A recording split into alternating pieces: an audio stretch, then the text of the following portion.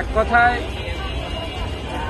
যে ডক্টর ইউনূস যদি এখন দেশের ক্ষমতা ছাড়িয়ে দিয়ে উনি নিজের স্বার্থ নিয়ে চলে যায়, তাহলে বাংলাদেশের অদূর ভবিষ্যৎ খুবই খারাপ হবে, যেটা মানুষ আরো কল্পনাও করতে পারবে না। আর সবচেয়ে বড় কথা হচ্ছে আজকে দুনিয়াতে আমরা যা দেখতেছি, শুধু একমাত্র বাঙালি দেখতেছি যে একমাত্র দেশপ্রেম ছাড়া বাইরের প্রতি আসক্ত। একটা মানুষ পাওয়া যায় না যারা একান্ত দেশপ্রেমিক, যে আমার দেশ আমারই। প্রত্যেকটা মানুষ শুধু অর্থ আর ক্ষমতার জন্য পরের দেশের কাছে নিজের দেশ বিক্রি করে দিতেছে। আমার দেশটা উন্নত হইল না, আমার দেশের জনগণ খাবার পাইতেছে না। আমরা কিভাবে শুধু একটা দল, একটা সরকার ক্ষমতা আসার জন্য প্রত্যেকটা মানুষের পেটে লাথি দিচ্ছি।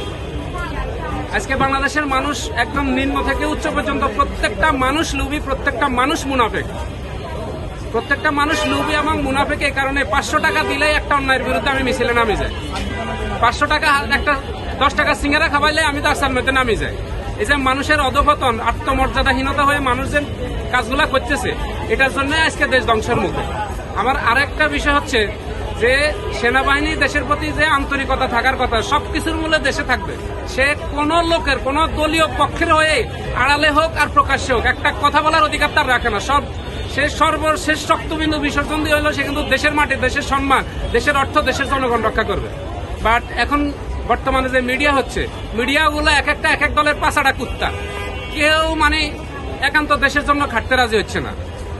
আর সবচেয়ে বড় কথা হচ্ছে আমরা যেহেতু এখনো উন্নত দেশে পরিণত হইতে পারিনি, আমি প্রশাসনের কাছে, সেনাবাহিনীর কাছে একটা আবদার রাখতে পারি যে দল করুক, যে যত কিছু করুক, দয়া করে যেন প্রধান সড়কগুলোর মধ্যে কোনো মিছিল, মিটিং, কোনো কিছু চলবে না। এটা একান্তই জনগণের। এখানে কোন রাজনৈতিক দলের প্রভাব খাটায় মিছিল করা, 500 টাকার বিনিময়ে হুন্ডা দৌড়ানো, এগুলা চরম অশান্তিজনক দেশের জন্য।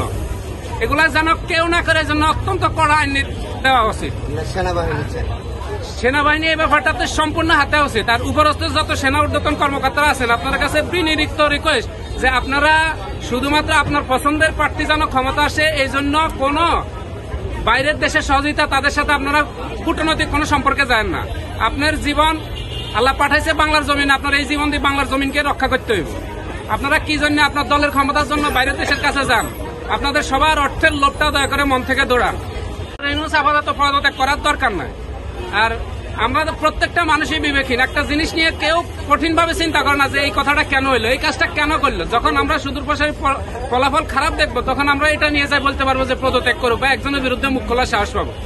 আর মানুষ তো কিরকম হয়ে গেছে, টাকার লোভ মানুষ এরকম করছে যে সবকিছু ধ্বংস করে দিতেছে। সবাই ডক্টর ইউনূসের খারাপ বলতেছে।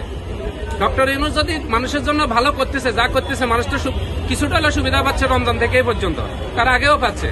তাহলে সুবিধা দানকারী লোকেরা আমি হটাবো কি শুধু ওই 500 টাকার মিছিলে দৌড়ার জন্য? এটা কি কোনো বিবেক মানুষের কাজ হইতে পারে? তারপরে আদালতের রায় নিয়ে আমার ছোট্ট একটি বক্তব্য আছে। ডক্টর ইউনূসের নামে যদি কোনো ইস্যু ছাড়া তো আর কোনো মামলা হয় না। যদি হয়ে থাকে, এই বিচারটাও তো আমার কাছে ন্যায্য হইতেছে না। তার কাছে যে 6,500 কোটি হোক বা যে অঙ্কের টাকা হোক, এটা তো রাষ্ট্রীয় অর্থ। 6.5 কোটি টাকা হোক আর 6.5 টাকা হোক, পুরো অর্থ ক্ষমা করে দেওয়ার কোনো আইন না। কিছু অর্থ ক্ষমা করে দিয়ে বাকি অর্থগুলো কিস্তিতে পরিশোধ করার জন্য অবশ্যই আইনটা ন্যায্য হইতো, বিচারটা ন্যায় নীতি হইতো।